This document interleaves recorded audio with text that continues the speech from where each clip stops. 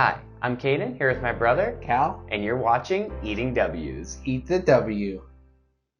That's a W. Let's eat one. Let's eat one. That's a W. On today's episode of Eating W's, we have our third and final top 10 list where we will be talking about the top 3 receivers with our top 10 wide receiver trios in the NFL.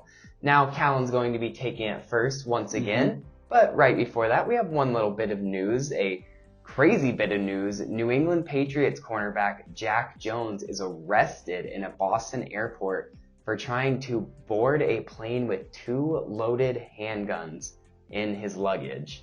Yeah, this falls under that what did we do last week? Dumb criminals. NFL's dumbest criminals. He might have taken the cake. You know, he's a little behind the 8 ball just a few weeks after it, but he came in hot. He came in swinging, that's for sure. Yeah. I saw a tweet earlier today that if the dominoes fall completely against him, like the worst, he can get up to 30 years in prison with the charges he's going to get it. It's very unlikely, but that's crazy to think about. Wasn't licensed to carry or anything, so he's got all those extra charges on top of it. It's just, you know, you get in this position, you train your whole life, and then you throw it away with one decision. Still one of the most mind-blowing things You're ever going to get through me. TSA with 2 loaded handguns. Yeah, you know, they don't really check that. They don't check your luggage or anything. They usually just let you right through. Yeah. He must think it's pre-2001 or something. Yeah. I don't know what. Not anymore, you can't. But now we're going to jump into Callan's top 10 list, and I'll let him start with the honorable mention. So let's start off my honorable mention with the Baltimore Ravens, who I wouldn't really fall into the top 10 anywhere on my list, but I wanted to bring them up because they're the only team in the NFL with 5 first-round pick wide receivers. And those 5 are Odell Beckham Jr., Rashad Bateman, Zay Flowers, Laquan Treadwell, and Nelson Aguilar, who they signed the last 2 also in this offseason.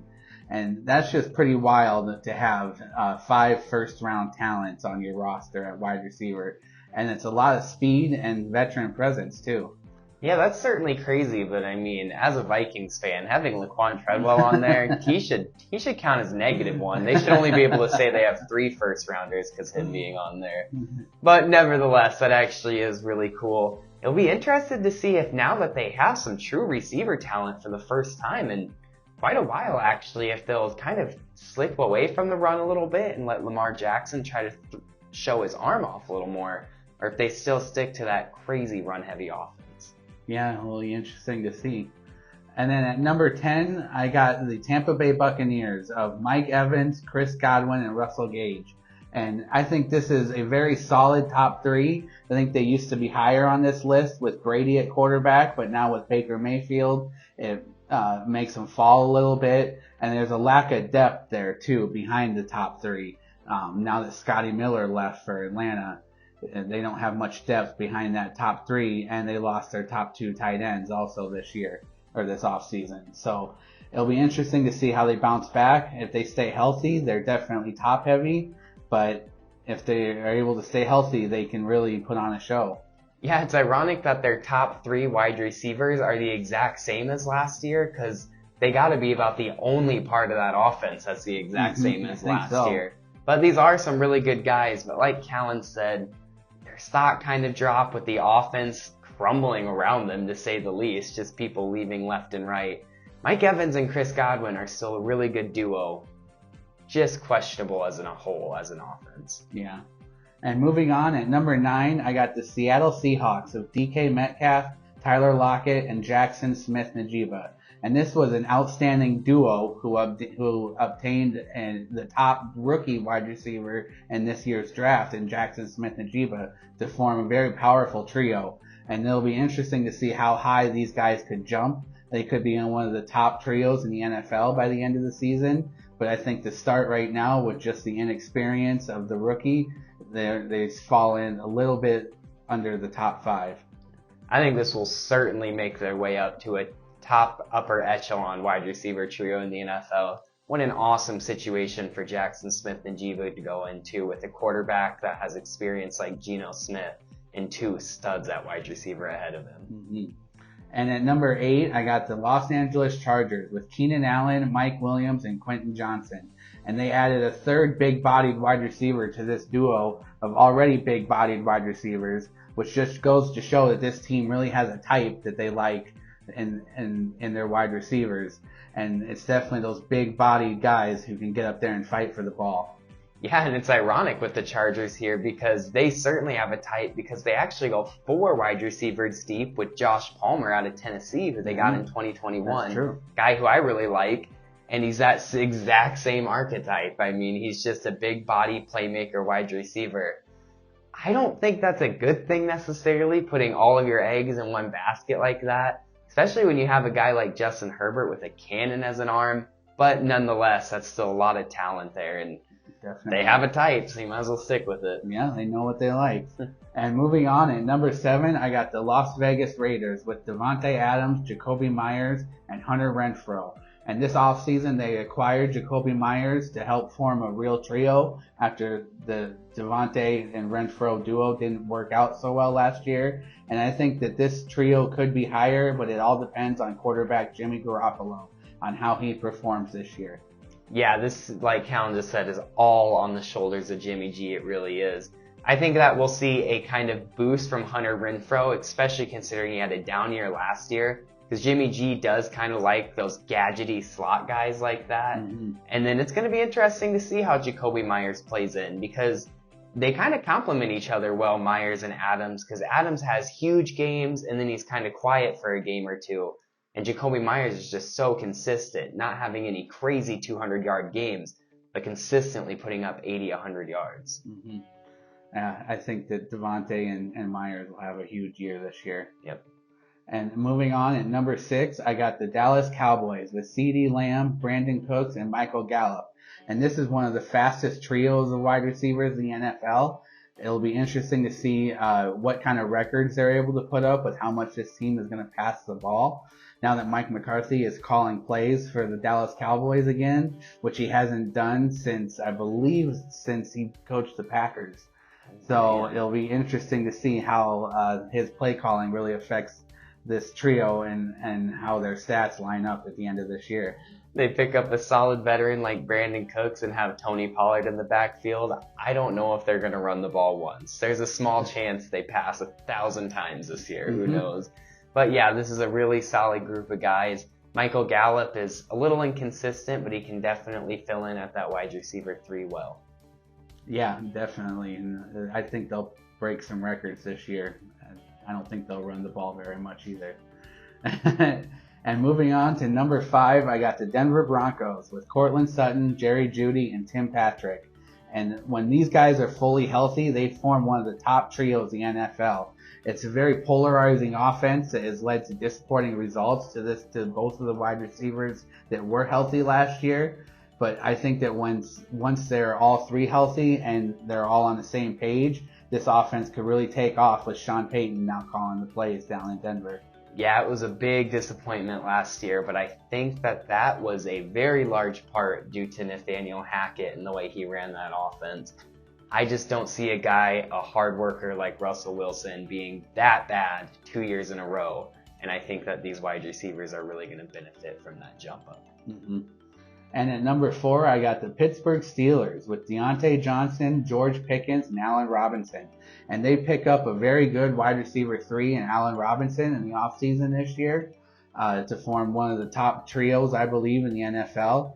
And even though Deontay Johnson did have a scoreless year last year, which I found very hard to believe, but it is true, he didn't score a touchdown once.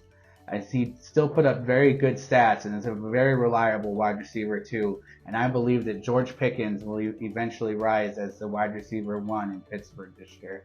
I had Deontay Johnson in fantasy, so I knew very well that he scored 0 touchdowns last year. But he did get a lot of catches. He was definitely a great possession wide receiver. I don't think Allen Robinson's going to be crazy productive. Maybe he can change my mind on that, but he just hasn't been able to prove it with multiple teams the past few years. But I definitely agree that George Pickens is going to have a huge glow up this year, especially with some of those highlight reel catches he made last year. Yeah, he's going to definitely show off this year.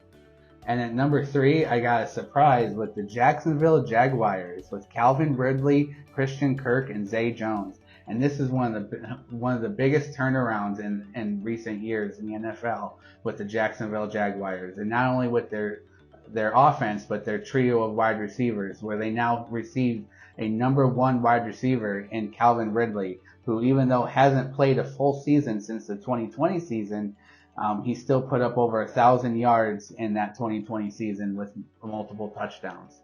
Yeah, this really is going to be a team of surprises right here with these guys. Calvin Ridley is, of course, you got to kind of mark him as a question mark just because he hasn't played that whole year. But they paid all that money to Christian Kirk last year. A lot of people, including myself, didn't think it would pay off, but at this point, I'd say it did. And Zay Jones was able to really prove himself as a wide receiver too last year. So he should be able to do even better when he's that third target on the team, getting even less pressure from the defense. Yeah, I think they're going to have a big year. And at number 2, I got the Miami Dolphins with Tyreek Hill, Jalen Waddle, and Cedric Wilson. My last year's number 1 falls 1 spot to number 2 this year. I think that Tyreek Hill and Jalen Waddle alone make them a top receiving unit, just in the NFL, or top receiving unit alone in the NFL, even without a third guy. But that third guy is Cedric Wilson, who did have a very down year last year and didn't play very much. They lost Trent Sherfield in the offseason, and Cedric Wilson will look to regain that number 3 wide receiver spot. And I think that he'll surprise some folks this year. God, there's a lot of talent right there with Jalen Waddle and Tyreek Hill, but I just cannot do it. A little spoiler for tomorrow's episode, my top 10, you won't even see the Miami Dolphins because of 2 main reasons. Cedric Wilson is just such a huge talent drop-off at that wide receiver 3, and more importantly, Tua Tagovailoa at quarterback. That's true. I'm not saying that he's a bad quarterback. He just doesn't fit an offense with this much speed at the wide receiver position. So for those 2 reasons, I'm out on the Dolphins. I just can't do it. But prove me wrong, guys. I'd love to see it. Yeah, it'd be entertaining to watch. That's for sure. That speed, they'll rival the Cowboys as the fastest team in the NFL. But I thought that just that talent alone was too much to not put up there. And at number 1, I got the Cincinnati Bengals with Jamar Chase, T. Higgins, and Tyler Boyd. And this is the most pure trio in the NFL. All 3 guys could be number 1 guys for someone else's offense. They had some of the top receiving grades in the NFL the last few years, and have really shown that they're the top trio in the NFL. Yeah, this is just such an easy number 1. It really is. Mm-hmm. They just complement each other so well. It's like perfectly off or out of the page, off the book. Perfection, the way they complement each other. Jamar Chase with the speed, T. Higgins with that jump ball ability and the body size.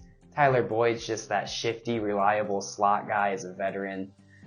It really does not get any more pristine than the Bengals wide receiver trio. You just have to wonder what more can they do to get a Super Bowl victory, because I mean, this trio won't be able to stay together for long. Eventually, someone's going to get money hungry. Exactly. Everyone gets greedy eventually. It's going to happen. So that was Callan's top 10 wide receiver trios for the 2023 NFL season. Stay tuned tomorrow for my top 10 wide receiver trios. But until then, don't forget to eat the W.